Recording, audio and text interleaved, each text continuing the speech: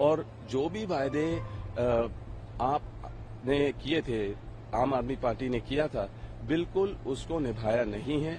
बात जो उन्होंने की थी वो हुई नहीं है। तो ये जरूर रिजल्ट आना था उनका गिरना वो असंभव, मतलब जरूर संभव था। वायदे किए थे केजरीवाल जी ने, वो पूरे नहीं किए। क्योंकि मैंने ये भी देखा कि मेरे साथ मेरा जो अनुभव आम आदमी पार्टी के साथ है, चाहे मैं मतलब सक्रिय राजनीति में हूं या नहीं, पर मेरा उन्होंने बिल्कुल गलत इस्तेमाल किया नाम का। और जो भी वायदे आपने किए थे, आम आदमी पार्टी ने किया था, बिल्कुल उसको निभाया नहीं है।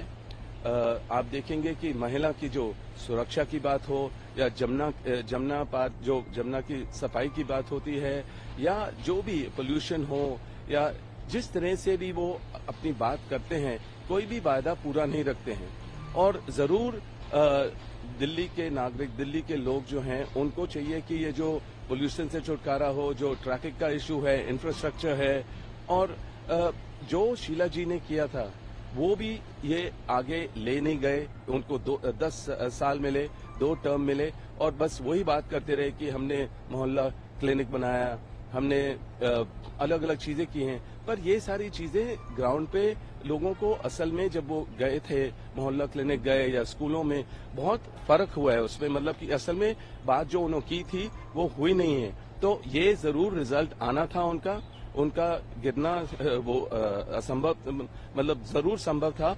और मैं कहता हूं कि जो भी पार्टी आए वो दिल्ली के प्रगति के लिए सोचे, और जैसे पोल्यूशन जो इशू है वो अब पार्टी लाइंस सोचे, अपने कोई भी पार्टी इकट्ठे होकर मतलब ये पोल्यूशन को, इसका सुधार ढूंढे। सर, वहीं आप कांग्रेस के लॉ से देखते हैं कि अच्छा परफॉर्म नहीं किया है इस बार भी, कैसे देखते हैं? देखिए, मुझे लग रहा है जरूर, जो मेरी समझ है, जो मैंने अपनी कार्रवाई की है या पूछताछ की है, उससे पता चला है कि जो परसेंटेज फर्क पड़ा है, जो केजरीवाल जी ने, जो उनकी पार्टी ने पहले किया था कांग्रेस के साथ, कि कांग्रेस का वोट काटा था, वही मेरे को दिखाई दे रहा है कि यहाँ कांग्रेस के लोग वापस आ रहे हैं। जितने भी वोट हैं, जो फर्क पड़ा है वो कांग्रेस को वापस मिला है। और कहीं बहुत सारी जगह कांग्रेस नंबर 2 पे है। अगर बीजेपी पहले जीत रही है तो नंबर 2 पे कांग्रेस है, उसके बाद आम आदमी पार्टी है। तो मुझे लग रहा है जो परसेंटेज, जो फीसदी जो बदलाव आई है, ये खाली ये कांग्रेस के हित में आई है, और वो कांग्रेस के वोटर वापस कांग्रेस में आए। अब नए लीडर हैं, लीडर लोगों के साथ हैं, फर्क आया है, और आगे आपको जाके फर्क दिखेगा। पर हमें अपनी पार्टियों की बात नहीं करनी है, हमने दिल्ली की प्रगति की बात करनी है। दिल्ली में जो वायदे किए थे केजरीवाल जी ने, वो पूरे नहीं किए। क्योंकि मैंने ये भी देखा कि मेरे साथ मेरा जो अनुभव आम आदमी पार्टी के साथ है, चाहे मैं मतलब सक्रिय राजनीति में हूं या नहीं, पर मेरा उन्होंने बिल्कुल गलत इस्तेमाल किया नाम का। उन्होंने ऐसे आरोप लगाए जो बिल्कुल बेबुनियाद थे।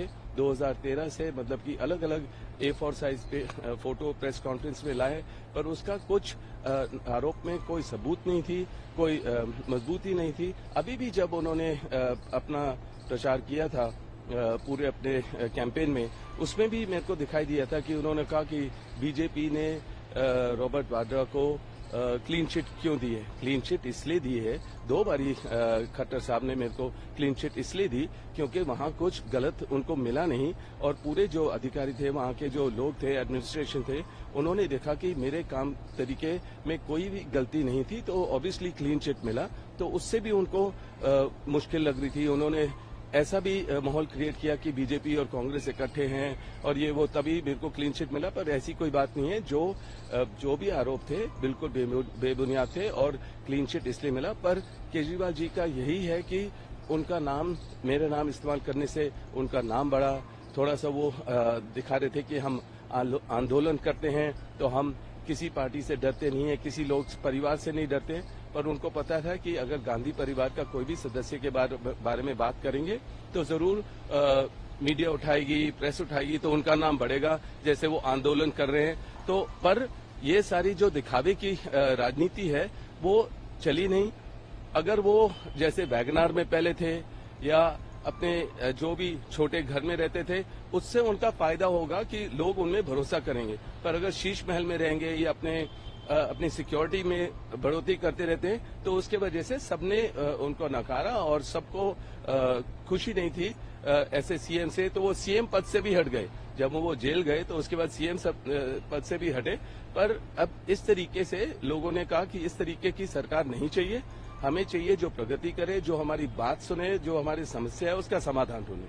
सर, इंडिया अलायंस का कई नेता हैं जो बोल रहे हैं कि यूनिटी नहीं थी, इस वजह से ये हुआ है और कांग्रेस को इंट्रोस्पेक्शन करने की जरूरत है। डी राजा का ये बयान आया है। देखिए, सब अपनी अपनी राय रखते हैं, वो अच्छी बात है, पर यह है कि इंडिया अलायंस को एकजुट होना चाहिए, एक मजबूत रहना चाहिए, तभी हम बीजेपी को एक मजबूत ऑपोजिशन रखेंगे और मतलब कि हर बात को चुनौती दे सकते हैं, हर बात पार्लियामेंट में चैलेंज कर सकते हैं। तो मेरा यह है कि इंडिया गठबंधन को मजबूत रहना चाहिए, एकजुट रहना चाहिए और जहां भी अगर उनकी जो रीजनल पॉलिटिक्स है उसमें जो भी अलग अलग उनके इरादे हैं या सोच है वो अपने उस तरीके से लड़ें। पर जनरली इंडिया के लिए उनको इंडिया गठबंधन मजबूत रखना और एकजुट रखना बहुत जरूरी है, एक डेमोक्रेसी के लिए और एक स्ट्रांग ऑपोजिशन के लिए। एक आखिरी सवाल, हाँ जी। आपको लगता है आम आदमी पार्टी और कांग्रेस अगर एक साथ चुनाव नतीजे कुछ और होते? देखिए, वो बात है कि उन्होंने गुजरात में अपना उन्होंने सोचा हम अलग लड़ेंगे, उन्होंने महाराष्ट्र में भी यही किया, उन्होंने कई जगह में अपनी लड़ाई अपने आप लड़ी। तो अगर उनको लगा था कि वो 1% यहां भी जीत सकते थे या जैसे भी जीत सकते थे, उन्होंने अपना ही सोच से अलग अलग लड़े हैं। और अब जो चाहे मेरे ख्याल से तो चाहे जो भी उनके साथ जुड़ता तो वो जरूर वो हारते, क्योंकि दिल्ली की जनता ने उनको नकारा है, उनको पसंद नहीं किया, क्योंकि जो भी वादे थे वो बिल्कुल गलत थे, मतलब उन्होंने निभाए नहीं है। तो दिल्ली की जनता उनको जरूर हराना चाहती थी, उनका मन बन गया था कि हमें कोई और पार्टी चाहिए और मुझे दिख रहा है कि आगे जाके कांग्रेस को अच्छा रिजल्ट मिलेगा, पर मेहनत करनी पड़ेगी, लोगों के बीच में रहना पड़ेगा और ऑलरेडी ये काम चल चुका है और ये जितनी परसेंटेज चेंज हुआ है वो कांग्रेस के हित में आई है। तो कांग्रेस में बदलाव आया है और लोगों को कांग्रेस में भरोसा है। धन्यवाद। धन्यवाद।